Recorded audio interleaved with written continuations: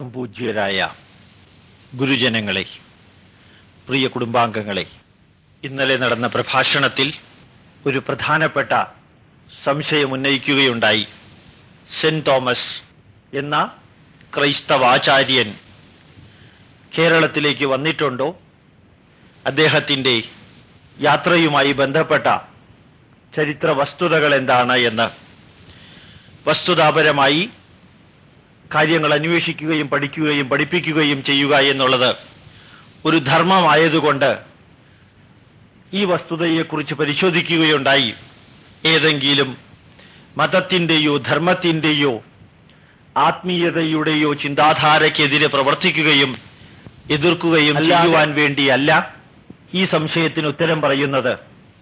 മറിച്ച് ഭാരതീയ ചിന്താധാരയ്ക്ക് എതിരെ ഉന്നയിക്കുന്ന അനവധി നീചവും നിന്ദ്യവും നികൃഷ്ടവുമായ വരികൾ ഈ ധർമ്മത്തെ അധിക്ഷേപിക്കുവാൻ വേണ്ടി നടത്തുമ്പോൾ അതിനപ്പുറത്ത് എതിരാളികൾ ഉപയോഗിക്കുന്ന വരികൾക്ക് ഉത്തരം പറയണം. ചിന്താധാരകളുടെ തെറ്റുകളെ അവരെയും അവരുടെ അനുകൂലികളെയും അറിയിക്കണം. സത്യസന്ധമായ വസ്തുത എന്താണെന്ന് അറിയിക്കണം. ചിരപുരാതനമായ ഒരു ധർമ്മത്തെ ഉന്മൂലനം ചെയ്യുവാൻ എന്ന രീതിയിൽ മതപരിവർത്തനം നടത്തുമ്പോൾ ആ മതപരിവർത്തനത്തിന് ഉപയോഗിക്കുന്ന ചിന്താധാരകളുടെ ശാസ്ത്രീയവും ചരിത്രപരവുമായ സത്യം അറിയിക്കുവാൻ വേണ്ടിയാണ് ഇന്നലെ ചോദിച്ച ചോദ്യത്തിന് ഉത്തരമായിട്ട് സെന്റ് തോമസിന്റെ ചരിത്രം വിവരിക്കുന്നത്. പ്രസിദ്ധനായ പ്രൊഫസർ ഐസക് ചരിത്ര വിഭാഗത്തിൽ നടത്തിയ ഗവേഷണത്തിന്റെ ഫലമായി പുറത്തിറക്കിയ പ്രബന്ധത്തിലാണ് ഈ വസ്തുത അവകാശപ്പെടുന്നത്. അദ്ദേഹത്തിന്റെ ലേഖനത്തിനെ അടിസ്ഥാനമാക്കിയാണ് ഈ ചോദ്യത്തിന് ഉത്തരം പറയുവാൻ ആഗ്രഹിക്കുന്നത്. ദീർഘമായ പാരമ്പര്യം അവകാശപ്പെടുക എന്നത് ഏത് സമൂഹത്തിന്റെയും പൊതുസ്വഭാവമാണ്. സമൂഹ രൂപവത്കരണ പ്രക്രിയയിൽ മിത്തുകൾ വരുന്നതും സ്വാഭാവികം തന്നെയാണ്. ഇങ്ങനെ രൂപപ്പെട്ടു വരുന്ന മിത്തുകൾക്ക് പലപ്പോഴും യാതൊരുവിധ ചരിത്ര പശ്ചാത്തലവും ഉണ്ടായിരിക്കുകയില്ല എന്ന് നിങ്ങൾ ഓർക്കേണ്ടതാണ്. അത്തരത്തിൽ ശ്രദ്ധേയമായ പാരമ്പര്യവാദമാണ് കേരളത്തിലെ ക്രൈസ്തവർ, പ്രത്യേകിച്ചും സുറിയാനി ക്രൈസ്തവർ അവകാശപ്പെടുന്ന അപ്പോസ്തലിക പാരമ്പര്യം അഥവാ സെന്റ് തോമസ് പാരമ്പര്യം. കേരളത്തിൽ ക്രിസ്തുമതം ജന്മം കൊള്ളുന്നത് ക്രിസ്തു ശിഷ്യനായ തോമസിൽ കൂടിയാണ് എന്ന് പറയുന്നത് കേവലം മിഥ്യയാണെന്ന് ചരിത്രപരമായി അല്പം വിശകലനം നടത്തിയാൽ നിങ്ങൾക്ക് മനസ്സിലാകും. കേരളത്തിൽ യൂറോപ്യൻ രാജ്യങ്ങൾക്ക് മുമ്പേ തന്നെ ക്രിസ്തുമതം എത്തി എന്നത് സത്യമാണ്. ആ സത്യത്തിന്റെ മറവിൽ നെയ്തെടുത്ത കഥയത്രേ മുകളിൽ സൂചിപ്പിച്ച സെന്റ് തോമസ് പാരമ്പര്യവാദം. തികച്ചും ഹൈന്ദവ സംസ്കാരവും പാരമ്പര്യങ്ങളും വെച്ച് പുലർത്തിയിരുന്ന ഒരു ചെറിയ സമൂഹമായിരുന്നു ഇവിടത്തെ ആദിമ ക്രൈസ്തവർ. ഈ നില ഏതാണ്ട് പോർച്ചുഗീസുകാരുടെ വരവോളം തുടർന്നിരുന്നു. ഇതൊരു ചരിത്രം സത്യം മാത്രമാണ്. ജാതി വ്യവസ്ഥയും മറ്റും നിലനിന്നിരുന്ന കേരളത്തിൽ ഇപ്രകാരം ഒരു വിശ്വാസം അതിന്റെ രീതിയിൽ വളർന്നിരുന്നു. വിശ്വാസത്തിലും പ്രാർത്ഥനയിലും മാത്രം വ്യത്യാസമുണ്ടായിരുന്ന ഹൈന്ദവ സമൂഹമായിരുന്നു ചുരുക്കത്തിൽ ഇവിടെ ആദിമകാലത്ത് ജന്മം കൊണ്ട ക്രൈസ്തവ സമൂഹം. ഇന്നത്തെ കേരള ക്രൈസ്തവ സമൂഹം പരക്കെ വിശ്വസിച്ചു വരുന്ന സെന്റ് തോമസ് പാരമ്പര്യം പിൽക്കാല സാമ്രാജ്യ താൽപര്യവും വൈദേശിക മേൽക്കോയ്മ താൽപര്യവും അടിച്ചേൽപ്പിച്ച കെട്ടുകഥയുടെ ആവർത്തനം മാത്രമാണ്. കേരളത്തിലെ ക്രൈസ്തവരുടെ ഭാരതീയ കാഴ്ചപ്പാടുകളും സവിശേഷതകളും ഇല്ലായ്മ ചെയ്ത് റോമിന്റെയോ അന്ത്യോഖ്യായുടെയോ ആധിപത്യം ഉറപ്പിക്കുക എന്ന തന്ത്രത്തിന്റെ പുനരുക്തി മാത്രമാണ് സെന്റ് തോമസ് പാരമ്പര്യ കഥയ്ക്ക് പിന്നിലുള്ളത് എന്നുള്ളതാണ് ചരിത്ര വസ്തുത. ഇത് ഞാൻ പറയാൻ കാരണം ഇനിയുള്ള വസ്തുതകൾ, ഇനി ഞാൻ പറയാൻ പോകുന്ന വസ്തുതകൾ ഈ ചരിത്ര സത്യത്തിലേക്ക് നിങ്ങളുടെ ശ്രദ്ധ ക്ഷണിക്കുമെന്ന് എനിക്ക് ഉറപ്പുള്ളത് കൊണ്ടാണ്. ക്രിസ്തു ശിഷ്യനായ തോമസ് AD 52 കൊടുങ്ങല്ലൂരിലെത്തി. ഇവിടത്തെ നമ്പൂതിരിമാരെ ക്രിസ്തുമാർഗം ചേർത്ത് അവർക്കു വേണ്ടി കേരളത്തിൽ പലയിടങ്ങളിലായി 8 പള്ളികൾ സ്ഥാപിച്ചു എന്നും അതിനുശേഷം കിഴക്കോട്ട് സഞ്ചരിച്ച് ഏതാണ്ട് മദ്രാസിനടുത്തുള്ള മൈലാപ്പൂർ വരെ എത്തി. തുടർന്ന് മൈലാപ്പൂരിൽ വെച്ച് രക്തസാക്ഷിത്വം വരിച്ചു എന്നുമാണ് ഈ കഥ. ഇതൊരു കഥ മാത്രമാണ്. ഇത് ആരുടെയോ ഭാവനാവിലാസത്തിൽ മുളച്ച കഥയാവാം. പക്ഷേ ഈ കഥയുടെ ചരിത്ര പശ്ചാത്തലത്തിൽ ഒരു പരിശോധനയ്ക്ക് തോമസിന്റെ പ്രായം, ഭൂമിശാസ്ത്രം, നമ്പൂതിരി സമൂഹത്തിന്റെ രൂപവൽക്കരണം, പള്ളി സങ്കല്പം, യുക്തി തുടങ്ങിയ ചരിത്ര പഠന ആയുധങ്ങൾ ഉപയോഗിക്കേണ്ടതായിരിക്കുന്നു. ഈ ലേഖനത്തിൽ അത്തരമൊരു ചെറിയ ഉദ്യമം, ചരിത്ര വസ്തുതകൾ പഠിക്കുകയും പഠിപ്പിക്കുകയും സത്യസന്ധമായി അന്വേഷിക്കുകയും ചെയ്യുന്ന വ്യക്തി എന്ന നിലയിൽ ഞാനത് ചെയ്യുവാൻ ഉദ്ദേശിക്കുകയാണ്. AD 28 ക്രിസ്തു ക്രൂശീകരിക്കപ്പെടുന്നത്. ക്രിസ്ത്വാബ്ദം 52 തോമസ് കേരളത്തിലെത്തിയത് എന്നതാണ് ഐതിഹ്യം. അതായത് ക്രിസ്തു ജനിച്ച് 56 വർഷങ്ങൾക്ക് ശേഷമാണ് തോമസ് കേരളത്തിലെത്തിയത്. ക്രിസ്തു 30 വയസ്സിനു ശേഷമാണ് മതപ്രചരണം ആരംഭിച്ചത്. ഇത് തീർച്ചയായും അന്നാട്ടിലെ ആളുകളുടെ ഗുരുവിനോടോ പ്രവാചകനോടോ ഉള്ള മനോഭാവം വെളിവാക്കുന്നു. ഗുരു അഥവാ പ്രവാചകൻ തീർച്ചയായും പക്വത ആർജിച്ച വ്യക്തിയായിരിക്കണം. അതുകൊണ്ടാവാം ക്രിസ്തു പോലും മതപ്രചാരണം ആരംഭിക്കുന്നത് 30 വർഷങ്ങൾ കാത്തിരുന്നതിന് ശേഷമാണ്. അങ്ങനെയെങ്കിൽ ശിഷ്യന്മാരായി തീർന്നവർക്ക് അക്കാലത്ത് 30 വയസ്സിലധികമാവാനാണ് സാധ്യത എന്നുള്ളത് വസ്തുതയാണല്ലോ.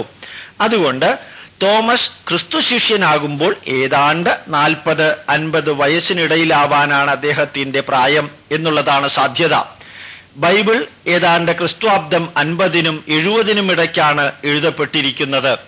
ബൈബിൾ രചന തുടങ്ങുന്ന കാലത്ത് ശിഷ്യന്മാരെല്ലാം തന്നെ മരിച്ചു കഴിഞ്ഞിരുന്നതായി ചരിത്രം സൂചന നൽകുന്നുമുണ്ട്. ക്രിസ്തുവോ ശിഷ്യന്മാരോ അല്ല ബൈബിൾ എഴുതിയത്. ക്രിസ്തുവിന്റെയും ശിഷ്യന്മാരുടെയും ദർശനങ്ങൾ പിൽക്കാലത്ത് AD 50-നും 70-നും ഇടയ്ക്ക് മൂപ്പന്മാർ എന്ന് വിളിക്കപ്പെടുന്ന അപ്പോസ്തല സംഘം ആണ് എഴുതിയതെന്ന് വേദശാസ്ത്ര പണ്ഡിതന്മാർ വിശ്വസിക്കുന്നു. ചുരുക്കത്തിൽ ക്രിസ്ത്വാബ്ദം 50-നു മുൻപ് എല്ലാ ശിഷ്യന്മാരും മരിക്കുകയോ രക്തസാക്ഷിത്വം വരിക്കുകയോ ചെയ്തിരിക്കാം. ചരിത്രം തരുന്ന സൂചന ഇതാണ്. അഥവാ ക്രിസ്ത്വാബ്ദം 52-ൽ കേരളത്തിലെത്തിയെങ്കിൽ അപ്പോൾ തോമസിന് 70 വയസ്സെങ്കിലും ഉണ്ടാവാനാണ് സാധ്യത. ഇത്ര വൃദ്ധനായൊരു വ്യക്തിക്ക് പ്രതിബന്ധങ്ങളെ തരണം ചെയ്ത് അക്കാലത്ത് കേരളത്തിലെത്താനാകുമോ? അഥവാ എത്തിയാൽ തന്നെ കേരളത്തിൽ അന്നു നിലനിന്നിരുന്ന വിവിധങ്ങളായ ഗ്രാമ്യഭാഷകളിലൂടെ മതപ്രചരണം നടത്താൻ കഴിയുമോ? ഈ സംശയങ്ങൾക്ക് യുക്തിസഹമായ മറുപടി കണ്ടെത്തുകയേ വഴിയുള്ളൂ. അതാണ് ചരിത്ര സത്യം പഠിക്കുന്ന വ്യക്തി ചെയ്യേണ്ടതും. കേരളത്തിൽ തോമസ് എത്തി എന്നതിന് യാതൊരു ചരിത്രരേഖകളുമില്ല. കേരളത്തിലെത്തിയ തോമസിന്റേതെന്ന് അവകാശപ്പെടുന്ന ലേഖനങ്ങളോ സുവിശേഷങ്ങളോ ഉള്ളതായി ഒരു തെളിവുമില്ല. ബൈബിളിലെ പുതിയ നിയമത്തിന്റെ പകുതി ഭാഗങ്ങളും പുതുതായി മതപരിവർത്തനം നടത്തിയ വിവിധ ദേശങ്ങളിലെ ആളുകൾക്കുള്ള നിർദ്ദേശങ്ങൾ അത്രേ. അത്തരത്തിലൊരു ലേഖനം കേരള ക്രിസ്ത്യാനികളെ സംബന്ധിച്ച് അവകാശപ്പെടാനില്ല. അതുകൊണ്ട് കേരളത്തിൽ ക്രിസ്തുമതം എത്തിയത് ആരുടെയും ബോധപൂർവമായ ശ്രമത്തിലൂടെ അല്ല എന്ന് മനസ്സിലാക്കാം. കേരള ക്രൈസ്തവരെ സംബന്ധിച്ച് ഏറ്റവും പഴക്കം ചെന്ന ചരിത്രരേഖ തരിശാപ്പള്ളി ചേപ്പാടാണ്. ഇതിന്റെ കാലപ്പഴക്കമാകട്ടെ ഏതാണ്ട് 9-ാം നൂറ്റാണ്ടും. കൃത്യമായി പറഞ്ഞാൽ AD 849 എന്നതും ചരിത്രാന്വേഷകന്റെ ദൃഷ്ടികളിൽ ഏറ്റവും പ്രധാനപ്പെട്ട ഒരു സൂചനയാണ്, ചരിത്ര വസ്തുതയാണ്.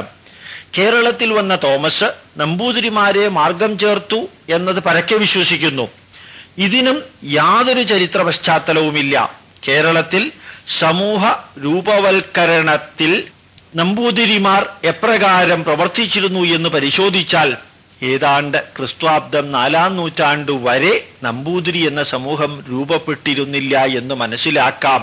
ലോഗൻ, ഇളംകുളം എന്നിവരുടെ അഭിപ്രായത്തിൽ നമ്പൂതിരി സമൂഹം രൂപപ്പെടുന്നത് യഥാക്രമം 7-8 നൂറ്റാണ്ടുകളിലാണ്. ആ സ്ഥിതിക്ക് പിന്നെ എങ്ങനെ ഇല്ലാത്ത നമ്പൂതിരിയെ കൊണ്ട് വരാത്ത തോമസിന് ക്രിസ്തുമാർഗം സ്വീകരിപ്പിക്കാൻ കഴിയും? ഈ മതപരിവർത്തനവാദം യുക്തിക്ക് നിരക്കുന്നതാണോ? ഇതൊരു പുനരുക്തിവാദം മാത്രമാണ്. തോമസ് എന്ന ക്രിസ്തു ശിഷ്യൻ ഭാരതത്തിന്റെ വടക്കു പടിഞ്ഞാറുള്ള കാൻഡഹാറിലാണ് എത്തിയത് എന്ന് ക്രൈസ്തവ വേദശാസ്ത്ര പണ്ഡിതന്മാർ പരക്കെ അംഗീകരിച്ചു തുടങ്ങിയ സത്യമാണ് കാൻഡഹാറിൽ എത്തുക എന്നത് യുക്തിക്ക് നിരക്കുന്നതത്രേ. നേരെ മറിച്ച് 20 നൂറ്റാണ്ടുകൾക്ക് മുൻപ് കേരളം പോലെ ഒരു സ്ഥലത്ത് ഒരു വിദേശി എത്തുകയും അവിടെയുള്ള ഉന്നത കുലജാതരായ ആളുകളെ ക്രിസ്തുമതത്തിൽ ചേർക്കുകയും ചെയ്യുക എന്നത് പൊള്ളയായ പാരമ്പര്യവാദം തന്നെ എന്നതിന് യാതൊരു സംശയവുമില്ല. ഈ വരികൾ ശ്രീ N.K. ജോസ് ആദിമ കേരള ക്രൈസ്തവർ എന്ന പുസ്തകത്തിലും വ്യക്തമായി സൂചിപ്പിച്ചിട്ടുണ്ട്. തുടർന്ന് കിഴക്കോട്ട് സഞ്ചരിച്ച തോമസ് മൈലാപ്പൂർ വരെ എത്തി എന്നാണ് വിശ്വാസം. ആ വിശ്വാസം ശരിയെങ്കിൽ എന്തുകൊണ്ട് സഹ്യപർവ്വതത്തിന്റെ കിഴക്ക് ക്രൈസ്തവരോ അവരുടെ ആരാധനാ സ്ഥലങ്ങളോ കൊളോണിയൽ കാലഘട്ടത്തിനു മുൻപ് ഉണ്ടായില്ല എന്ന ഈ ചോദ്യവും വീണ്ടും അവശേഷിക്കുന്നു. കേരളത്തിൽ മതപരിവർത്തനം നടത്തി 8 പള്ളികളും സ്ഥാപിച്ചതിനു ശേഷം നിബിഡ വനങ്ങളിലൂടെ സഞ്ചരിച്ച് മൈലാപ്പൂരിലെത്തണമെങ്കിൽ എത്ര കാലം വേണ്ടിവരുമെന്ന് ചിന്തിക്കുക. ഇത്രയും വൃദ്ധനായ തോമസിന് അത് സാധിക്കുമോ? ക്രിസ്ത്വാബ്ദം 72 മൈലാപ്പൂരിൽ രക്തസാക്ഷിത്വം വഹിച്ച തോമസിന്റെ ഏതെങ്കിലും അസ്ഥിയോ അതിന്റെ ഭാഗങ്ങളോ 1700-ലധികം വർഷം കേടുകൂടാതെ ഈ മണ്ണിൽ കിടക്കുമോ? അത്തരത്തിലുള്ള ഒരു അസ്ഥികഷ്ണം മൈലാപ്പൂരിലുള്ള സെന്റ് തോമസ് മൗണ്ട് ദേവാലയത്തിൽ സൂക്ഷിച്ചിരിക്കുന്നു എന്നത് പലരും വിശ്വസിക്കുന്നു. ഈ ലേഖകന്റെ ശ്രദ്ധയിൽപ്പെട്ടിട്ടുമുണ്ട്. അപ്രകാരമൊന്നുണ്ടായിരിക്കാൻ സാധ്യതയുണ്ടോ എന്ന് ഒന്ന് ചിന്തിക്കുക. ക്രിസ്തുമത ചരിത്രം പരിശോധിച്ചാൽ പള്ളി രൂപപ്പെടുന്നത് തന്നെ 4-ാം നൂറ്റാണ്ടോടുകൂടി മാത്രമാണ് എന്ന് മനസ്സിലാക്കാം. അതുവരെ ചെറിയ ക്രൈസ്തവ സമൂഹങ്ങളുടെ കൂട്ടായ്മകൾ മാത്രമാണ് ഉണ്ടായിരുന്നത്. ആരാധനാലയത്തെക്കുറിച്ച് സങ്കൽപ്പിക്കുവാൻ പോലും കഴിയാതിരുന്ന കാലത്ത് കേരളത്തിലെത്തിയ വിദേശിയായ മതാചാര്യന് എങ്ങനെ 8 പള്ളികൾ സ്ഥാപിക്കാൻ കഴിയും? മാത്രമല്ല ആ 8 പള്ളികളിൽ മനുഷ്യവാസമില്ലാതിരുന്ന നിബിഡ വനപ്രദേശങ്ങളായ നിലയ്ക്കലും മലയാറ്റൂരും ഉൾപ്പെടുമെന്ന് പറയുമ്പോഴേ ഈ കഥയുടെ പൊള്ളത്തരം മനസ്സിലാക്കാൻ കഴിയും. ചുരുക്കത്തിൽ ഈ പള്ളി സ്ഥാപന കഥ വെറും പാരമ്പര്യവാദത്തിൽ അധിഷ്ഠിതമായ ഐതിഹ്യത്തിന്റെ സ്ഥാപനവൽക്കരണം മാത്രമാണ് എന്നതിൽ ലേശവും സംശയമുണ്ടാകുവാൻ വഴിയില്ല. ക്രിസ്ത്വാബ്ദം 325 ഏഷ്യ മൈനറിലെ നിഖ്യ എന്ന സ്ഥലത്ത് വിവിധ ക്രൈസ്തവ സമൂഹങ്ങളുടെ പ്രതിനിധികൾ ഒത്തുചേരുന്നതുവരെ ചിട്ടപ്പെടുത്തിയ ആരാധനാക്രമം പോലും ക്രൈസ്തവർക്ക് അവകാശപ്പെടാനുണ്ടായിരുന്നില്ല. ക്രൈസ്തവ വ്യവസ്ഥിതികൾക്കും അനുഷ്ഠാനങ്ങൾക്കും എതിരായിരുന്നതുകൊണ്ട് ആദിമ ക്രൈസ്തവർ ആരാധനാക്രമം ഉണ്ടാക്കുന്നതിൽ താൽപര്യം കാട്ടിയുമിരുന്നില്ല എന്നത് ശ്രദ്ധേയമാണ്. പിന്നെ എങ്ങനെ തോമസിനെ പള്ളികൾ സ്ഥാപിക്കാനും തദ്ദേശീയരായ മാർഗവാസികൾക്ക് ആരാധനക്രമം നൽകുവാനും കഴിയും? ക്രിസ്തുവിന്റെ എല്ലാ ശിഷ്യന്മാരും യൂറോപ്പിലും മധ്യേഷ്യയിലും റോമാ സാമ്രാജ്യത്തിന്റെ ഇതര ഭാഗങ്ങളിലും വസിച്ചിരുന്ന യൂതന്മാരായിരുന്നു. ക്രിസ്തുമാർഗത്തിലേക്ക് നയിക്കുന്നതിനു വേണ്ടിയാണ് അവർ യത്നിച്ചത് എന്ന് ക്രൈസ്തവ വേദശാസ്ത്ര പണ്ഡിതന്മാർ പോലും സമ്മതിക്കുന്ന സത്യമാണല്ലോ. മത്തായിയുടെ സുവിശേഷം അധ്യായം 10 വാക്യം 5 നോക്കിയാൽ നിങ്ങൾക്കത് മനസ്സിലാകും. ക്രിസ്തുമതം ബഹുജന പ്രസ്ഥാനമായി തീരുന്നത് പോളിന്റെ വരവോടുകൂടിയാണ്. അതുകൊണ്ട് തന്നെ പോളിനെ വിശ്വാസികളുടെ അപ്പോസ്തലൻ, അപ്പോസൽ ഓഫ് ദ ജെന്റ്ലിയർ എന്നാണ് വിളിച്ചിരുന്നത്. ഇതായിരുന്നു ആദിമ ക്രൈസ്തവ മതത്തിന്റെ മതപ്രചാരണ തന്ത്രമെങ്കിൽ പിന്നെ ക്രിസ്തു ശിഷ്യനും യഹൂദനുമായ തോമസ് യഹൂദന്മാരല്ലാത്ത കേരളീയരെ ക്രിസ്തുമതത്തിൽ ചേർക്കുവാൻ കൊടുങ്ങല്ലൂരെത്തി എന്നത് ഭാവനാ സൃഷ്ടിയല്ലാതെ മറ്റെന്താണ്? ക്രിസ്ത്വാബ്ദം 70-ാം ആണ്ടിൽ റോമാ കൈസർ ടൈറ്റസ് ജെറുസലേം പട്ടണം പൂർണ്ണമായും നശിപ്പിച്ച് റോമാ സാമ്രാജ്യത്തിൽ നിന്ന് യഹൂദന്മാരെ ആട്ടിപ്പായിച്ചു. അതിനുശേഷമാണ് യഹൂദന്മാർ കേരളം ഉൾപ്പെടെയുള്ള സ്ഥലങ്ങളിൽ കുടിയേറ്റം നടത്തിയത്. അതുകൊണ്ട് ക്രിസ്ത്വാബ്ദം 52-ാം ആണ്ടിൽ തോമസ് കേരളത്തിലെത്തി ഇവിടത്തെ യഹൂദന്മാരെ ക്രിസ്തുമതത്തിൽ ചേർക്കുവാൻ ശ്രമിച്ചതായി അനുമാനിക്കുവാൻ സാധ്യമല്ലല്ലോ. ഇനി ആദിമ ക്രൈസ്തവർ കുരിശ് അടയാളമായി സ്വീകരിച്ചിരുന്നില്ല എന്നത് പരക്കെ അംഗീകരിക്കുന്ന സത്യമാണ്. പിന്നെ എങ്ങനെയാണ് മാർത്തോമാ തോമാശ്ലീഹ കുരിശ് എന്ന് വിളിക്കുന്ന ശ്ലീഹാ കുരിശ് കേരള ക്രൈസ്തവരെ പാരമ്പര്യത്തിന്റെ മുഖമുദ്രയാക്കി അണിയിച്ചത് എന്ന് മനസ്സിലാകുന്നില്ല. ചുരുക്കത്തിൽ കേരളത്തിലേക്ക് കടന്നുവന്ന പരദേശികളായ സ്വാർത്ഥ വാഹക സംഘങ്ങളുടെ വ്യാപാര രാഷ്ട്രീയ താൽപര്യങ്ങൾ സ്ഥാപിച്ചു കിട്ടുന്നതിനു വേണ്ടി പറഞ്ഞു പ്രചരിപ്പിച്ച കെട്ടുകഥകളുടെ ബിംബീകരണത്തിന്റെ ഫലമാണ് ഇന്ന് കേരള ക്രൈസ്തവർ പരക്കെ പറഞ്ഞുവരുന്ന സെന്റ് തോമസ് പാരമ്പര്യം. പിന്നെ എങ്ങനെ ക്രിസ്തുമതം കേരളത്തിലെത്തി എന്ന ചോദ്യം അവശേഷിക്കുന്നു. സ്വാർത്ഥവാഹക സംഘങ്ങളിലായിരിക്കാം ക്രിസ്തുമതത്തെ മലയാളക്കരയിൽ എത്തിച്ചത്. ക്രിസ്തുവിന്റെ ജനനത്തിനു മുൻപ് തന്നെ മൺസൂൺ വാദങ്ങളെ ആശ്രയിച്ച് വ്യാപാരി സംഘങ്ങൾ കടൽ മാർഗം കേരളത്തിലെത്തിയിരുന്നു. ബുദ്ധമതമുൾപ്പെടെയുള്ള മിഷണറി മതങ്ങൾ വ്യാപാരി സംഘങ്ങളോട് ബന്ധപ്പെട്ടാണ് മതപ്രചരണം നടത്തിയിരുന്നത് എന്ന സത്യം കൂടി ഇവിടെ കണക്കിലെടുക്കേണ്ടതുണ്ട്. കറുത്ത യഹൂദന്മാരുടെ ജനനം പോലെ ആയിരിക്കാം ഒരു പക്ഷേ ക്രിസ്തുമതവും കേരള മണ്ണിൽ ജനിച്ചു വീണത്. യഹൂദന്മാരായ കച്ചവടക്കാർ വ്യാപാരാർത്ഥം ലോകത്തിന്റെ ഇതര ഭാഗങ്ങളിലെത്തി തദ്ദേശീയരായ സ്ത്രീകളെ വിവാഹം കഴിച്ചിരുന്നു. ഇത് ഏതാണ്ട് അറബിക്കല്യാണത്തിന്റെ രീതിയിലായിരുന്നു താനും. അവരിൽ ജനിച്ചിരുന്ന കുട്ടികളെ യഹൂദ പാരമ്പര്യത്തിലും ചിട്ടയിലും വളർത്തി അങ്ങനെ കറുത്ത യഹൂദവർഗം രൂപപ്പെട്ടു.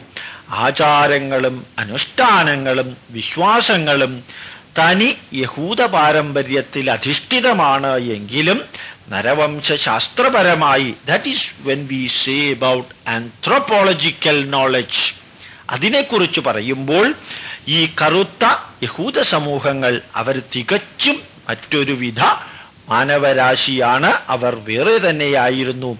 ഇവർക്ക് വെളുത്ത യഹൂദ സമൂഹങ്ങളോട് രൂപശാസ്ത്രപരമായ സാദൃശ്യവും ഉണ്ടായിരുന്നില്ല.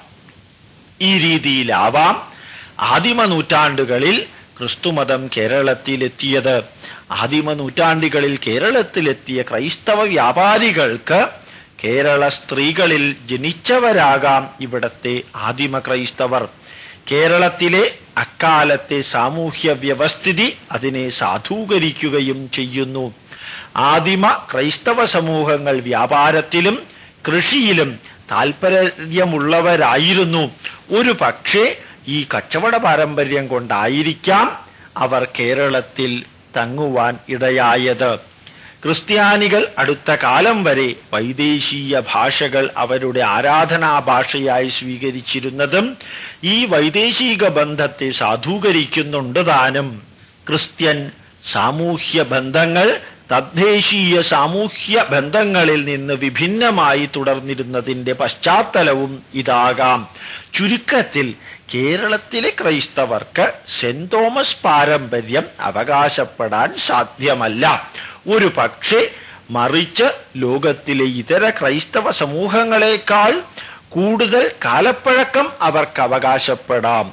പക്ഷേ ഇവർ തോമാശ്ലീഹയുടെ അനന്തരാവകാശികളാണ് എന്ന് പറയുന്നതിൽ ചരിത്രപരമായ സത്യം അല്പം പോലും കാണുവാൻ സാധ്യമല്ല. സ്വാർത്ഥ വാഹക മതമെന്ന നിലയിൽ ക്രിസ്തുമതം തുറമുഖ പട്ടണങ്ങളിൽ മാത്രം ഒതുങ്ങി നിൽക്കേണ്ടിയിരുന്നില്ലേ എന്ന് ചോദ്യം ഉയർന്നേക്കാം. ക്രിസ്തുമതം കേരളം മുഴുവനും എങ്ങനെ വ്യാപിച്ചു എന്ന വേറൊരു ചോദ്യവും ഉയർന്നേക്കാം. അതിനു മറുപടി കിട്ടണമെങ്കിൽ ഇവിടെ സമൂഹ രൂപവൽക്കരണത്തിന്റെ ചരിത്രം കൂടി പഠിക്കേണ്ടിയിരിക്കുന്നു. കേരള സമൂഹം എന്ന് പറയുന്നത് ഒരു പ്രത്യേക രീതിയിൽ വളർന്ന് വികസിച്ചു വന്നതായതുകൊണ്ട് ഇപ്രകാരമുള്ള സാമൂഹ്യശാസ്ത്രത്തിന്റെ പിൻബലവും കൂടി പരിശോധിച്ചാൽ ഇതിനു നമുക്ക് ഉത്തരം ലഭിക്കും.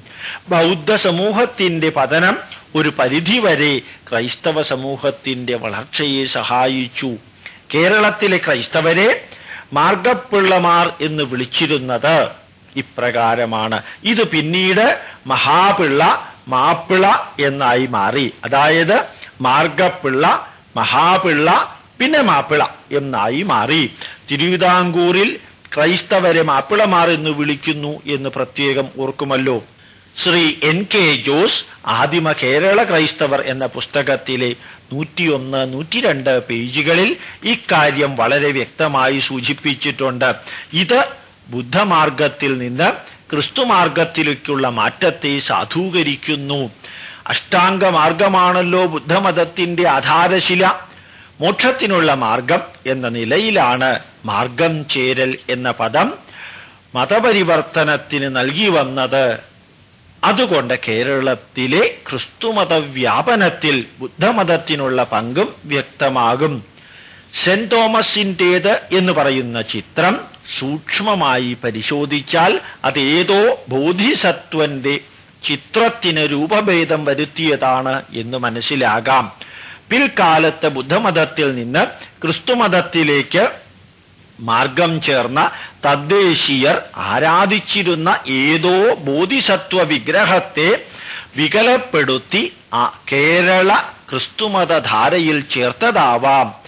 ഇന്ന് ക്രൈസ്തവർ കാണുന്ന സെന്റ് തോമസിന്റേതെന്ന് പറയുന്ന വിഗ്രഹം യഥാർത്ഥത്തിൽ ഏതോ ബുദ്ധമതാനുയായിയായ സന്യാസിയുടേതാകാം. അത് ഈ വാദത്തെ സാധൂകരിക്കുന്നു. ഈ വാദം സാധൂകരിക്കുന്നതിന് പഴയ റോമാചരിത്രം കൂടി പരിഗണിക്കേണ്ടതാണ്. റോമിലെ ക്രൈസ്തവർ അവരുടെ പഴയ ദേവന്മാരുടെ വിഗ്രഹങ്ങൾക്ക് ക്രിസ്തുമതത്തിലെ വിശുദ്ധന്മാരുടെ പേരുകൾ നൽകി പുനഃപ്രതിഷ്ഠ നടത്തിച്ച കഥ ചരിത്രസത്യമാക്കി മാറ്റിയിട്ടുമുണ്ട്. ഇന്ന് ക്രൈസ്തവർ ആരാധിക്കുന്ന അഥവാ സൂക്ഷിക്കുന്ന ക്രിസ്തുവിൻ്റേതുൾപ്പെടെയുള്ള എല്ലാ രൂപങ്ങളും പഴയ റോമാക്കാരുടെ ദൈവങ്ങളുടേതാണ്.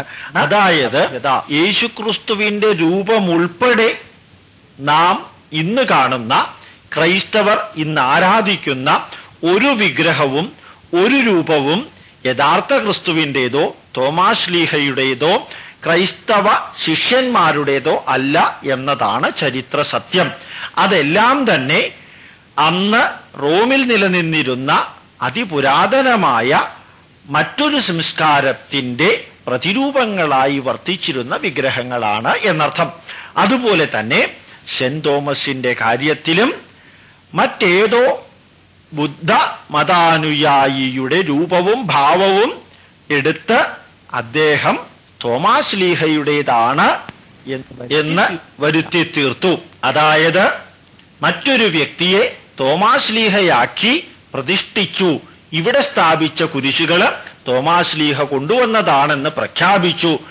ആ ചരിത്രപരമായ സത്യമല്ലാത്ത നുണ നിരന്തരം ആവർത്തിച്ചപ്പോൾ അത് ലോകം അംഗീകരിച്ചു എന്ന് വരുത്തി തീർത്തു. ക്രൈസ്തവരുടെ ഇടയിൽ ഉപയോഗിക്കുന്ന മാർഗം, പള്ളി തുടങ്ങിയ പദങ്ങൾ ബൗദ്ധ സമൂഹങ്ങളുടെ സംഭാവനയാണ്. അടുത്ത കാലം വരെ ക്രൈസ്തവ സ്ത്രീകൾ ഉപയോഗിച്ചു പോന്ന വസ്ത്രധാരണ രീതി പോലും ബുദ്ധമത പാരമ്പര്യത്തിന്റെ ഉത്തമ ഉദാഹരണമത്രേ. ഇനി മറ്റൊരു കാര്യവും കൂടി പരിശോധിക്കാം. PK ബാലകൃഷ്ണന്റെ ഭാഷയിൽ പറഞ്ഞാൽ സജാതിക്ക് പൂർവകാല മഹാത്മ്യം കണ്ടെത്താവുന്ന ചരിത്ര കഥാരചനയിൽ നാം മത്സരിച്ച് വൈഭവം പ്രകടിപ്പിക്കുന്നു. അതായത് കേരളത്തിലെ ക്രൈസ്തവരും ഇതിൽ നിന്ന് ഭിന്നമല്ല. അതിപുരാതനമായ പാരമ്പര്യം വെച്ചു പറഞ്ഞുകൊണ്ട് അത് പ്രചരിപ്പിച്ചുകൊണ്ട് ക്രിസ്തുവിനോടൊപ്പം ജീവിച്ചിരുന്ന തോമസ് കേരളത്തിൽ വന്നു എന്ന് വരുത്തി തീർത്ത് അദ്ദേഹമാണ് നിലയ്ക്കലിലെ കുരിശ് മണ്ണിന്റെ അടിയിൽ കുഴിച്ചിട്ടത് എന്ന് വരുത്തി തീർത്ത് അവിടെ അതിന് പൂർവമാഹാത്മ്യം നൽകി 2 സഹസ്രാബ്ദത്തിന്റെ പാരമ്പര്യം നൽകി അവിടെ ഒരു പള്ളി പണിയാനുള്ള ശ്രമം ആരംഭിച്ചപ്പോൾ ചരിത്രത്തെ ദുർവ്യാഖ്യാനം ചെയ്ത് കെട്ടുകഥ ഉണ്ടാക്കിയതിനെ സ്ഥാപനവൽക്കരിക്കുകയാണ് ചെയ്തത് എന്നുള്ളത് പ്രത്യേകം നാം ഓർക്കുക. ചുരുക്കത്തിൽ ക്രിസ്തുമതം മലയാളക്കരയിലെത്തിയത് ആരുടെയും ബോധപൂർവമായ ശ്രമത്തിൽ നിന്നല്ല, മറിച്ച് ചരിത്രപരമായ കാരണങ്ങളാലാകാം. പിൽക്കാല വൈദേശീയ താൽപര്യങ്ങൾ തദ്ദേശീയ ക്രൈസ്തവ സമൂഹത്തിലൂടെ സ്ഥാപിച്ചെടുക്കുന്നതിനു വേണ്ടി മെനഞ്ഞെടുത്ത കഥയാണ് സെന്റ് തോമസിന്റെ പാരമ്പര്യം. ഇത് ചരിത്ര വസ്തുതയായി നിലനിൽക്കുന്നു. യഥാർത്ഥത്തിൽ മറ്റൊരു വസ്തുത കൂടി ഇതിന്റെ കൂട്ടത്തിൽ ചിന്തിക്കാവുന്നതാണ്. ഇപ്രകാരം പറഞ്ഞ് ലേഖനം അവസാനിക്കുന്നു എങ്കിൽ ഈ ലേഖനത്തിന്റെ ഉള്ളിലേക്ക് വീണ്ടും ഇറങ്ങിച്ചെല്ലുവാൻ നമുക്ക് അവസരം ലഭിക്കുകയാണെങ്കിൽ മറ്റു ചില വസ്തുതകൾ കൂടി ഇത് ഉപരിപ്ലവമായിട്ടെങ്കിലും നമുക്ക് പരിശോധിക്കാം. 70 വയസ്സ് പ്രായമുള്ള സെന്റ് തോമസ് ഇസ്രായേലിൽ നിന്ന് അല്ലെങ്കിൽ റോമിൽ നിന്ന് ഏതാണ്ട് 10,000-ഓളം കിലോമീറ്റർ ദൂരമുള്ള കേരളത്തിലേക്ക് അറേബ്യയിലെ മരുഭൂമികൾ താണ്ടി അഫ്ഗാനിസ്ഥാൻ വഴി അതിനപ്പുറത്തുള്ള ഇറാൻ വഴി പാകിസ്ഥാൻ കടന്ന് കാശ്മീരിലൂടെയോ രാജസ്ഥാനിലൂടെയോ കടന്ന് ഹരിയാനയും മധ്യപ്രദേശും കടന്ന് മഹാരാഷ്ട്രയും കടന്ന് കർണാടകത്തിലെത്തി അവിടെ നിന്ന് അവസാനം കേരളം വരെ നടന്നു വന്നു, അല്ലെങ്കിൽ കാളവണ്ടിയിൽ വന്നു, അല്ലെങ്കിൽ മറ്റേതെങ്കിലും വാഹനത്തിൽ വന്നു എന്ന് വിശ്വസിക്കുക തികച്ചും അസാധ്യമായൊരു വസ്തുത. മാത്രമല്ല, വന്ന വഴിയിൽ ഒരു സ്ഥലത്തും അദ്ദേഹം മതപരിവർത്തനം നടത്തുകയോ കുരിശ് സ്ഥാപിക്കുകയോ പള്ളി സ്ഥാപിക്കുകയോ ചെയ്തില്ല. കേരളത്തിൽ വന്നപ്പോൾ നമ്പൂതിരിമാരെ മതപരിവർത്തനം നടത്തണമെന്നും പള്ളി സ്ഥാപിക്കണമെന്നും കുരിശ് സ്ഥാപിക്കണമെന്നും തോന്നിയത് അതിവിചിത്രമായ ഒരു ഐതിഹ്യമാണ്. ബ്രാഹ്മണരെ ആയിരുന്നു സെന്റ് തോമസ് മതപരിവർത്തനം നടത്താൻ ഉദ്ദേശിച്ചത് എങ്കിൽ അക്കാലത്ത് ഉത്തരഭാരതത്തിൽ ധാരാളം ബ്രാഹ്മണരുണ്ടായിരുന്നു. അവരെ മതം മാറ്റുക എന്നുള്ളത് എളുപ്പവുമായിരുന്നു.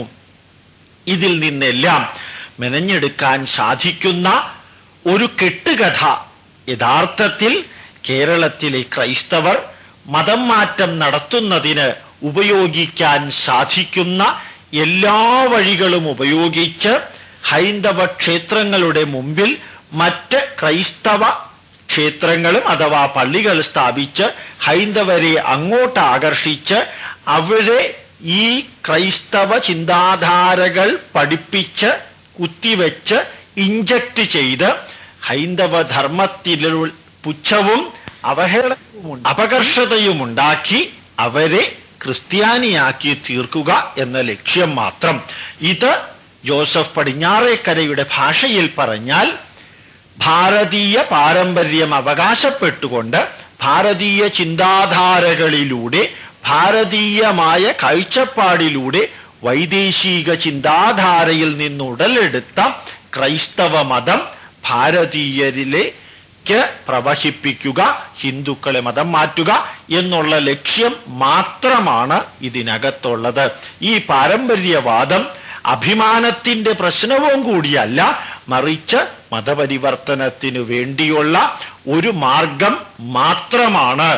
പല മാർഗങ്ങൾ ഉപയോഗിച്ച് മൈദയും സോയാബീൻ എണ്ണയും ജോലിയും മറ്റു പല രീതിയിലുള്ള പ്രലോഭനങ്ങളും കൊടുത്ത് മതപരിവർത്തനം നടത്തുന്നതിൻ്റെ ഒരു തുടർച്ചയായിട്ട് മാത്രം നടത്തുന്ന പ്രചരണ മാർഗങ്ങളിൽ ഒരു പക്ഷേ ആദ്യത്തേത് സെന്റ് തോമസ് വന്നു എന്ന് പറയുക, അവസാനത്തേത് സെന്റ് തോമസ് സ്ഥാപിച്ച കുരിശ് കേരളത്തിൽ ഞങ്ങൾ കണ്ടെത്തി എന്ന് വരുത്തുക.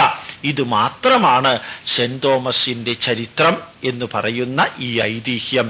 യാഥാർത്ഥ്യത്തിന്റെ പുലബന്ധം പോലുമില്ലാത്തതാണ് എന്ന് ക്രൈസ്തവർ വസ്തുതാപരമായി അറിയണമെന്ന് ആഗ്രഹിച്ചതുകൊണ്ടാണ് ഇന്നലെ ചോദിച്ച ഈ സംശയത്തിന് ഉത്തരമായി ഈ പ്രഭാഷണം ഐസക്കിന്റെ ആരാധ്യനായ ഐസക്കിന്റെ ലേഖനത്തിലൂടെ ഇവിടെ അവതരിപ്പിച്ചത്. ഇത്രയും ശ്രദ്ധയോടുകൂടി കേട്ടുകൊണ്ടിരുന്ന എന്റെ കുടുംബാംഗങ്ങൾക്ക് വിനീത പ്രണാമം. ഇനിയൊരു ചോദ്യവും കൂടി ചോദിച്ചിട്ടുണ്ട്. അതിൽ ക്രിസ്തുദേവന്റെ ചരിത്രം, ചരിത്ര വസ്തുതകൾ യുക്തിക്കനുസരിച്ച് വിവരിക്കണം എന്നുള്ളതാണ് ഒന്നാമത്തെ ചോദ്യം. രണ്ടാമത്തെ ചോദ്യം, സത്യവേദ പുസ്തകത്തിൽ സത്യമല്ലാത്തത് എന്തെങ്കിലുമുണ്ടോ എന്നൊന്ന് വിവരിക്കണം എന്നുള്ളതാണ്. അത് അടുത്ത പ്രഭാഷണത്തിൽ വിവരിക്കുന്നതായിരിക്കും. നാളത്തെ പ്രഭാഷണത്തിൽ നിങ്ങൾ ഓരോരുത്തരും വരുമെന്നും ഓരോ വരിയും സത്യസന്ധമായും വസ്തുതാപരമായും വിശകലനം ചെയ്ത് തെറ്റുകൾ തിരുത്തി വസ്തുതകൾ മനസ്സിലാക്കി ധാർമ്മിക ചിന്താധാരയിലൂടെ ഭാരതീയ പൈതൃകത്തിന്റെ സമുജ്വലമായ ഭാവിക്ക് പ്രവർത്തിക്കും. ഇന്നലെ നിങ്ങൾ ചോദിച്ച ചോദ്യത്തിന്റെ രണ്ടാം ഭാഗമാണ് ക്രിസ്തുദേവന്റെ ചരിത്രത്തെക്കുറിച്ചുള്ള വസ്തുതകൾ. അതിപ്രഗത്ഭനായ പ്രൊഫസർ ഡോക്ടർ മാത്യുവിന്റെ ഒരു ലേഖനത്തെ ആസ്പദമാക്കിയാണ് ഈ വിവരണം നൽകുന്നത്. യേശുക്രിസ്തു പരിശുദ്ധാത്മാവിനാൽ കന്യകയിൽ ജാതനായി 33-ാം വയസ്സിൽ പീഡനങ്ങളേറ്റ് കുരിശിൽ മരിച്ചു എന്നും 3-ാം നാൾ ഉയർത്തെഴുന്നേറ്റ് ഉടലോടെ സ്വർഗത്തിലേക്ക് എടുക്കപ്പെട്ടതായും ക്രൈസ്തവർ വിശ്വസിക്കുന്നു. ഏകദൈവത്തിൽ വിശ്വസിക്കുന്നു എങ്കിലും പുത്രനും പരിശുദ്ധാത്മാവും കൂടി ഉൾപ്പെട്ട ത്രിത്വമാണ് ക്രിസ്ത്യാനിത്വത്തിന്റെ സത്ത. ക്രൈസ്തവ വിശ്വാസവും ക്രൈസ്തവ വിശ്വാസങ്ങൾ പഠിക്കലും ഇങ്ങനെയൊക്കെയാണെങ്കിലും ക്രിസ്തു ചരിത്രം പരിശോധിച്ചാൽ അദ്ദേഹം പിതാവിലേക്കുള്ള വഴികാട്ടി മാത്രമായിരുന്നു എന്ന് വ്യക്തമാകും. ക്രിസ്തുനാഥൻ പഠിപ്പിച്ച പ്രാർത്ഥന തന്നെ ഇതിന് ഉത്തമ ഉദാഹരണമാണ്.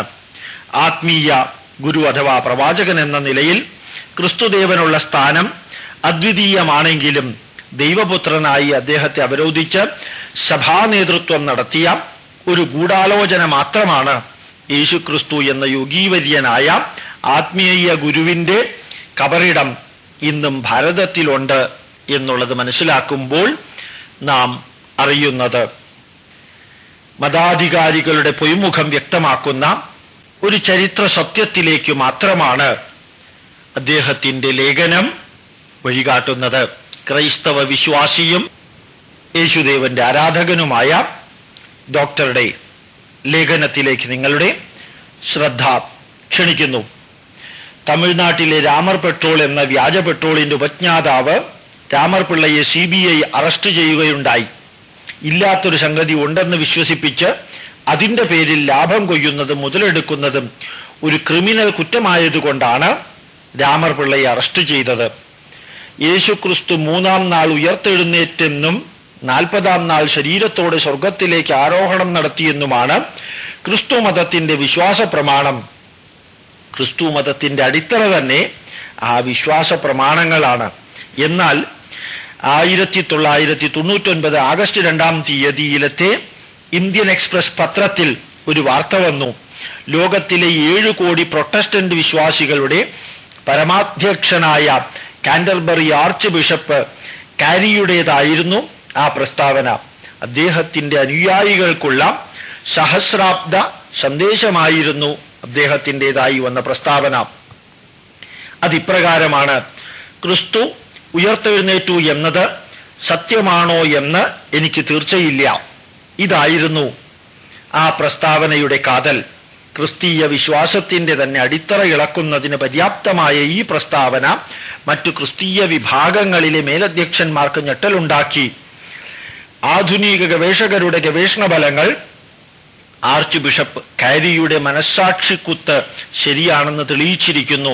ഉണ്ടാകാത്തൊരു സംഭവം ഉണ്ടായി എന്ന് പറഞ്ഞ് ജനത്തെ തെറ്റിദ്ധരിപ്പിച്ച് മുതലെടുക്കുന്നത് ഒരു ക്രിമിനൽ കുറ്റമായതുകൊണ്ടാണ് ഞാൻ ഈ ലേഖനം എഴുതുന്നത് എന്ന് ലേഖകൻ പ്രത്യേകം ഓർമ്മിപ്പിക്കുന്നു.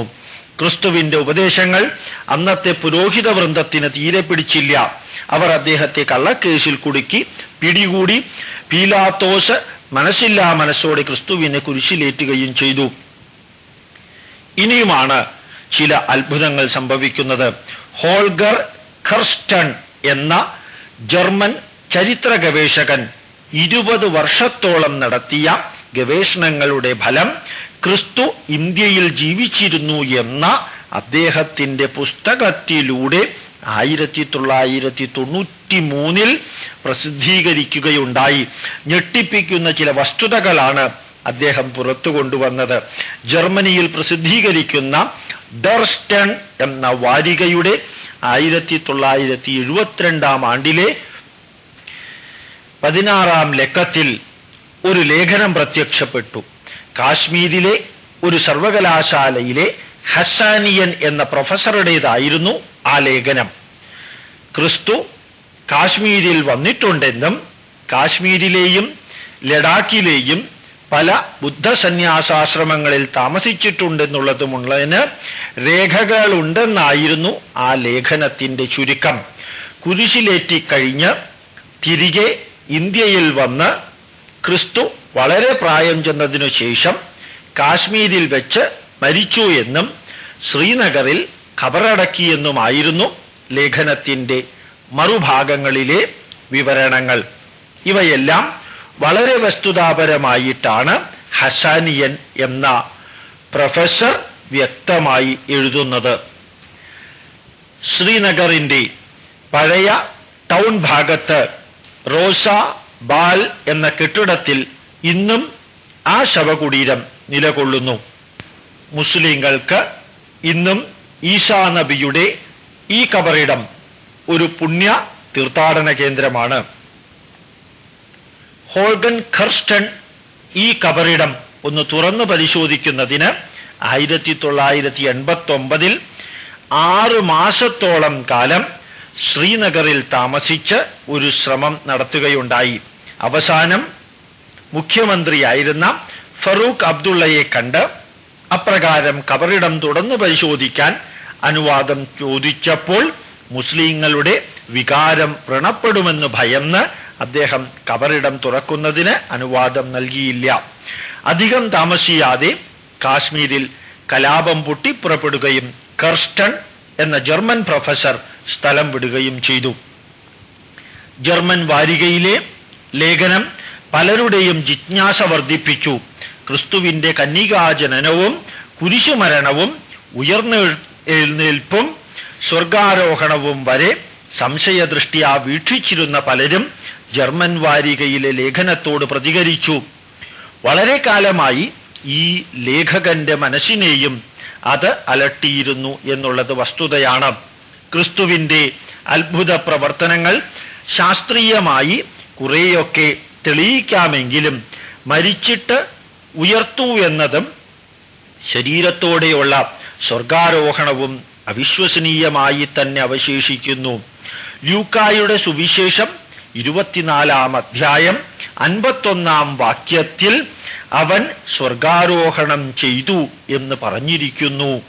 ക്രിസ്തു എന്ന ചരിത്ര സത്യം എന്നെങ്കിലും വെളിപ്പെടുമ്പോൾ അതിനെ അഭിമുഖീകരിക്കുവാൻ ആധുനിക ക്രിസ്തുമതം തയ്യാറായിരിക്കണം എന്ന് ആഫ്രിക്കയിൽ ജീവിച്ച പ്രസിദ്ധ ജർമ്മൻ ഡോക്ടർ ആൽബർട്ട് ഷിവിറ്റ്സർ എന്ന മിഷണറി 1913 അഭിപ്രായപ്പെടുകയുണ്ടായി.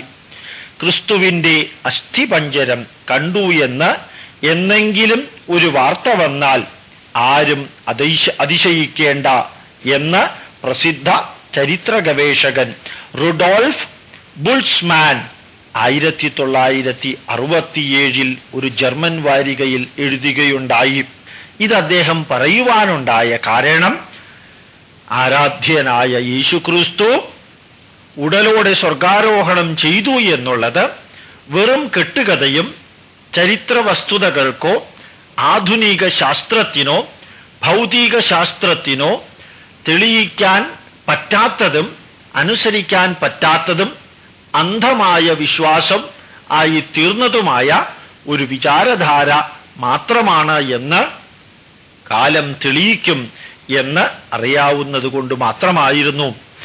ആത്മാവ് സ്വർഗത്തിലേക്ക് എടുക്കപ്പെട്ടു എന്ന് വിശ്വസിക്കാമെങ്കിലും ക്രിസ്തുവിന്റെ ഭൗതിക ശരീരം സ്വർഗത്തിലേക്ക് ഉയർത്തപ്പെട്ടു എന്നത് വിശ്വസിക്കാൻ സാധ്യമല്ലല്ലോ. ഒരു ദൈവശാസ്ത്ര വിദ്യാർത്ഥിയായിരുന്ന കർസ്റ്റന്റെ ചോദ്യങ്ങൾക്കു മുൻപിൽ അദ്ദേഹത്തിന്റെ പ്രൊഫസർമാർക്ക് ഉത്തരം മുട്ടിയിരുന്നു. മത അധ്യാപകൻ എന്ന നിലയ്ക്കുള്ള കർസ്റ്റന്റെ പരിശീലനകാലം കഴിഞ്ഞ ഉടനെ വാരികയിലെ ലേഖനത്തെപ്പറ്റിയുള്ള ഗവേഷണം ആരംഭിക്കുവാനും അദ്ദേഹം തീരുമാനിച്ചു. അങ്ങനെ സത്യം പുറത്തു കൊണ്ടുവരണമെന്നുള്ള തീവ്രമായ ആഗ്രഹം കർസ്റ്റനെ ചരിത്രപ്രധാനമായ ഒരു തീർത്ഥയാത്രയ്ക്ക് പ്രേരിപ്പിച്ചു. 1979 അദ്ദേഹം ബോംബെയിലെത്തി. അവിടെ നിന്ന് കാശ്മീരിലേക്ക് യാത്രയായി. ബൈബിൾ പ്രകാരം ക്രിസ്തു 12-ാമത്തെ വയസ്സിൽ പാലസ്തീൻ ദേശത്തുനിന്ന് അപ്രത്യക്ഷനായി. 33-ാമത്തെ വയസ്സിലാണ് പിന്നീട് അവിടെ എത്തുന്നതും സുവിശേഷം പ്രസംഗിക്കുന്നതും. ഇതിനിടയ്ക്കുള്ള 18 വർഷം ക്രിസ്തു എവിടെയായിരുന്നു എന്ന് ബൈബിളിലും മറ്റ് ആധികാരിക ഗ്രന്ഥങ്ങളിലും പരാമർശിക്കുന്നതേയില്ല. ഇന്നും അന്നും എന്നും ഉത്തരം കിട്ടാത്ത ഈ ചോദ്യത്തിന് ഉത്തരം കണ്ടെത്തുകയായിരുന്നു കൃഷ്ണന്റെ ഉദ്ദേശലക്ഷ്യം. നാഥ് യോഗികൾ എന്നൊരു ഹിന്ദു സന്യാസ സമൂഹമുണ്ട്. അവർ കൂടുതലും വടക്കേ ഇന്ത്യയെ കേന്ദ്രീകരിച്ചാണ് പ്രവർത്തിക്കുന്നത്. അവരുടെ മൂലഗ്രന്ഥമായ നാഥ് നാമാവലിയിൽ ഈശോനാഥ് എന്നൊരു വലിയ വിശുദ്ധൻ അദ്ദേഹത്തിന്റെ 14-ാം വയസ്സിൽ ഇന്ത്യയിൽ വന്നതായി രേഖപ്പെടുത്തിയിരിക്കുന്നു. ഇവിടത്തെ താമസം കഴിഞ്ഞ് അദ്ദേഹം നാട്ടിലേക്ക് തിരികെ പോയതായും അവിടെ അദ്ദേഹം ഇവിടെ പഠിച്ച കാര്യങ്ങൾ പ്രചരിപ്പിച്ചതായും അതിൽ കുപിതരായ അവിടത്തെ പുരോഹിതവൃന്ദം അദ്ദേഹത്തെ പിടികൂടി ക്രൂശിച്ചതായും, എന്നാൽ അദ്ദേഹം ഇന്ത്യയിൽ വെച്ച് പഠിച്ച ചില യോഗവിദ്യകൾ കൊണ്ട് കുരിശുമരണത്തിൽ നിന്നും രക്ഷപ്പെട്ടതായും, ഇന്ത്യയിൽ അദ്ദേഹത്തിന്റെ ഗുരുവായിരുന്ന ചതൻ നാഥ് എന്ന നാഥയോഗിയുടെ സഹായത്താൽ വീണ്ടും ഇന്ത്യയിൽ വന്നു എന്നും ഹിമാലയ താഴ്വരയിൽ ഒരു ആശ്രമം സ്ഥാപിച്ചു എന്നും രേഖപ്പെടുത്തിയിരിക്കുന്നു. ചരിത്രത്തിന് ഇതിനേക്കാൾ കൂടുതൽ തെളിവായി ഉജ്ജ്വലമായൊരു ചരിത്ര ലേഖനം തന്നെ, വസ്തുത വിവരിക്കുന്ന വരികൾ തന്നെ ലഭ്യമായിരിക്കുന്നു എന്നുള്ളതാണ് സത്യം. നാഥ യോഗികളുടെ ഉത്ഭവത്തെപ്പറ്റി ശരിയായ ചരിത്രം വ്യക്തമല്ല. എങ്കിലും ചില വസ്തുതകൾ ലഭ്യമാണ്. ബുദ്ധമതത്തിന്റെ ആരംഭകാലത്താണ്, അതായത് ഏതാണ്ട് BC 300-400 നാഥ യോഗികളുടെ ഉത്ഭവം. അവർ വർഗവിവേചനത്തിനെതിരായിരുന്നു. ബ്രാഹ്മണ മേധാവിത്വം അവർ അംഗീകരിച്ചിരുന്നുമില്ല. അവർ എല്ലാ വർഗക്കാരെയും സഹോദരീ സഹോദരന്മാരായി കരുതിയിരുന്നു. എല്ലാ വർഗക്കാരെയും അവർ അവരുടെ സമൂഹത്തിലേക്ക് സ്വീകരിച്ചുമിരുന്നു. ക്രിസ്തുവിന്റെ ഉപദേശങ്ങൾ പരിശോധിക്കുന്നവർക്ക് അവ നാഥ സന്യാസിമാരുടേതിന് തുല്യമായിരുന്നെന്ന് വ്യക്തമാകും. ക്രിസ്തുവിന്റെ ഇന്ത്യയിലെ താമസത്തിനിടയിൽ ഒറീസയിലെ ജഗന്നാഥ ക്ഷേത്രത്തിൽ അതുപോലെ അതിന്റെ പരിസരങ്ങളിലും 6 വർഷം അദ്ദേഹം താമസിച്ചിരുന്നതായും രേഖപ്പെടുത്തിയിട്ടുണ്ട്. അദ്ദേഹം താഴ്ന്ന ജാതിക്കാരോട് സ്നേഹാദരങ്ങളോടെ പെരുമാറിയിരുന്നതായും വ്യക്തമാക്കുന്നുണ്ട്. അത് പല ഉയർന്ന ജാതിക്കാരെയും പ്രകോപിപ്പിക്കുകയും ചെയ്തു അത്രേ. അതിനാൽ ക്രിസ്തു വീണ്ടും അവിടെ തുടരേണ്ട ആവശ്യമില്ല എന്ന് കരുതി അവിടെ നിന്ന് സ്ഥലം വിട്ടതായും രേഖപ്പെടുത്തിയിരിക്കുന്നു.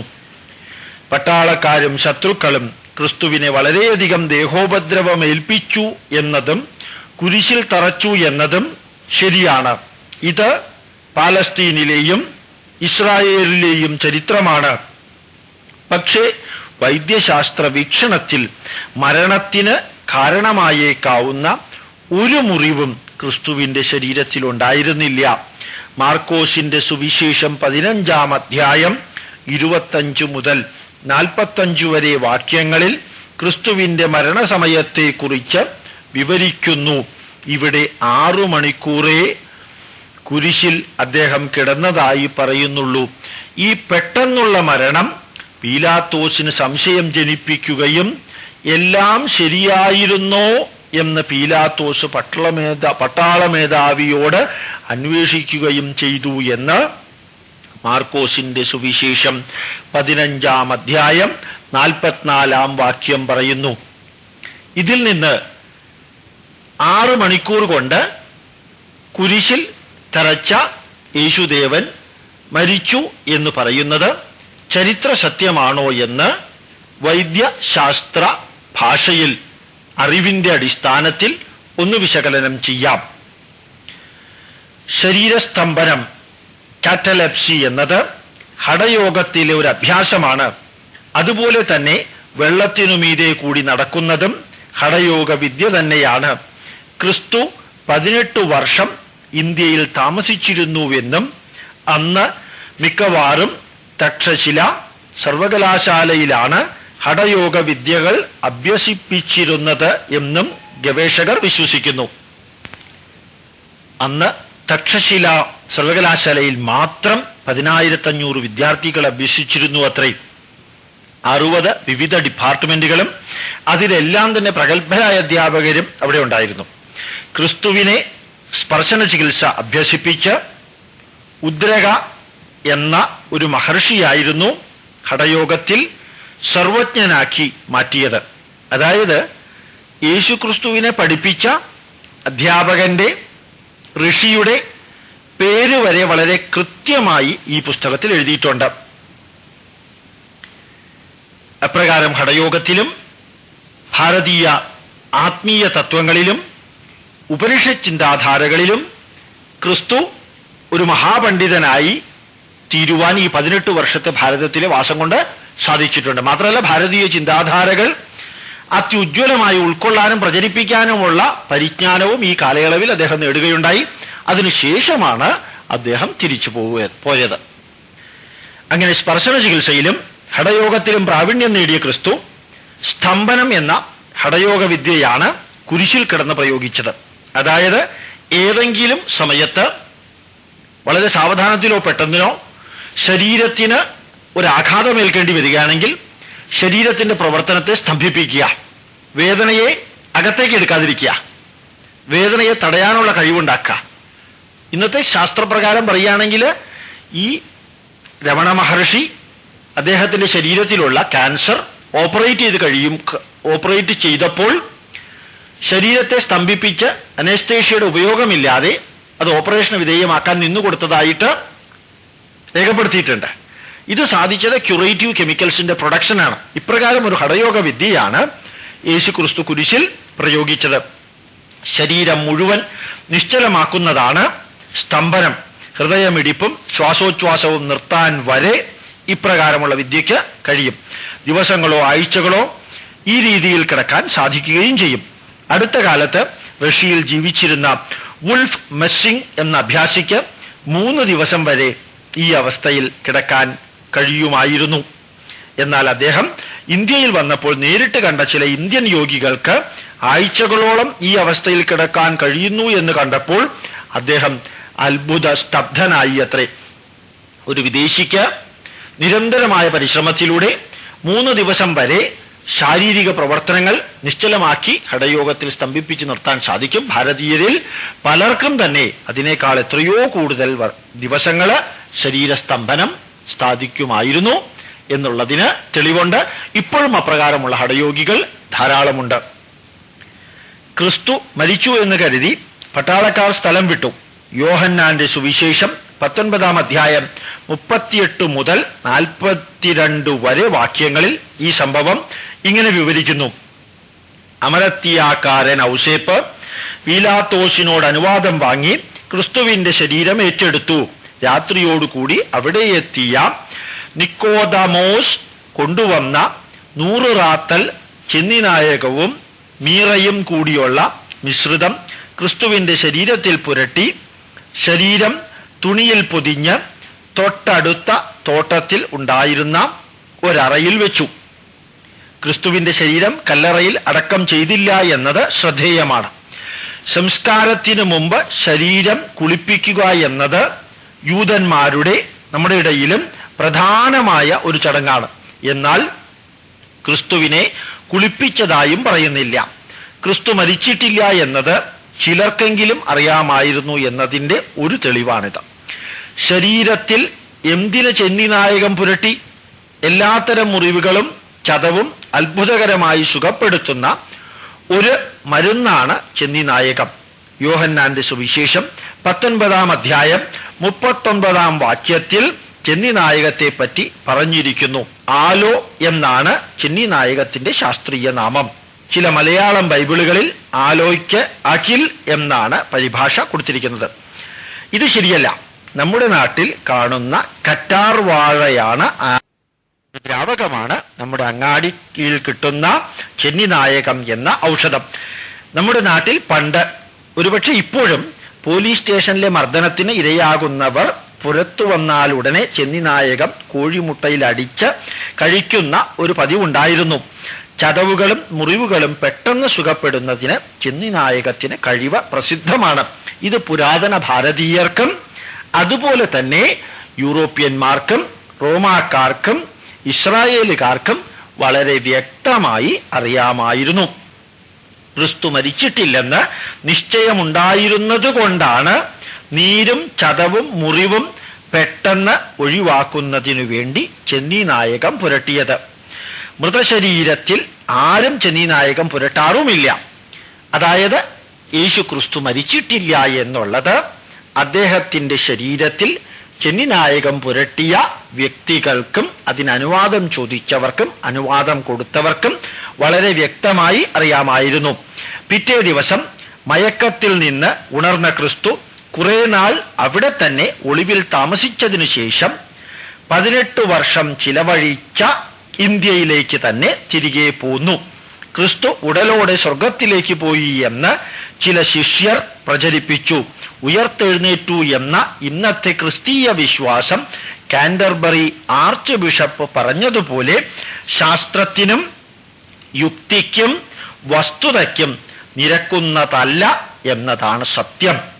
ഇന്ത്യയിലെത്തിയ ക്രിസ്തു ലഡാക്കിന്റെ തലസ്ഥാനമായ ലേയിൽ നിന്ന് 34 കിലോമീറ്റർ മാത്രം അകലെയുള്ള ഹെർമിസ് എന്ന സ്ഥലത്തുള്ള ബുദ്ധ സന്യാസാശ്രമത്തിൽ താമസിച്ചിരുന്നതായി രേഖപ്പെടുത്തിയിരിക്കുന്നു. നിക്കോളാസ് നോട്ടോവിച്ച് എന്ന ചരിത്ര ഗവേഷകൻ 1887 ഒക്ടോബർ മാസത്തിൽ ഈ ആശ്രമം സന്ദർശിക്കുകയും അവിടുത്തെ രേഖകൾ പരിശോധിക്കുകയും പരിഭാഷ തയ്യാറാക്കുകയും ചെയ്തിട്ടുണ്ട്. ഈ പരിഭാഷയുടെ കയ്യെഴുത്തു പ്രതിയുമായി നോട്ടോവിച്ച് ക്രിസ്തീയ സഭയിലെ പല ഉന്നതാധികാരികളെയും കാണുകയുണ്ടായി. സംഗതിയുടെ അപകടം മനസ്സിലാക്കിയ അവർ എല്ലാവരും ഈ റിപ്പോർട്ടുകൾ പ്രസിദ്ധീകരിക്കുന്നതിൽ നിന്ന് നോട്ടോവിച്ചിനെ പിന്തിരിപ്പിക്കുവാൻ ശ്രമിച്ചു. അതിനുള്ള പല അടവുകളും അവർ പയറ്റി. നോട്ടോവിച്ച് ആദ്യം കണ്ടത് കീവിലെ മെത്രാപ്പൊലീത്തയെയാണ്. ഒരു കാരണവശാലും ഇത് പ്രസിദ്ധീകരിക്കരുതെന്ന് മെത്രാപ്പൊലീത്ത കർശനമായി വിലക്കി. കാരണം അദ്ദേഹം നോട്ടോവിച്ചിനോട് പറഞ്ഞുകൊടുത്തതുമില്ല. അവിടെ നിന്നും പുറപ്പെട്ട നോട്ടോവിച്ച് പിന്നീട് കണ്ടത് പാരീസിലെ കർദിനാളായ റൊട്ടേലിയയെയാണ്. റൊട്ടേലിയയും ഈ റിപ്പോർട്ട് പ്രസിദ്ധീകരിക്കുന്നതിൽ നിന്ന് നോട്ടോവിച്ചിനെ വിലക്കുകയുണ്ടായി. അദ്ദേഹവും ഒരു കാരണവശാലും ഇത് പ്രസിദ്ധീകരിക്കരുത് എന്ന് മുന്നറിയിപ്പ് നൽകുകയും ചെയ്തു. കൂടാതെ പ്രസിദ്ധപ്പെടുത്തിയാൽ സഭയുടെ ശത്രുക്കൾക്ക് അത് നല്ല ആയുധം ആകുമെന്നും അദ്ദേഹം വാദിച്ച് റോട്ടോവിച്ചിനെ അതിൽ നിന്ന് പിന്തിരിപ്പിച്ചു. വത്തിക്കാനിലെ ഒരു ഉന്നത വ്യക്തി പണം കൊണ്ട് നോട്ടോവിച്ചിനെ സ്വാധീനിക്കാൻ ശ്രമം നടത്തി എന്നും രേഖകളിൽ കാണുന്നു.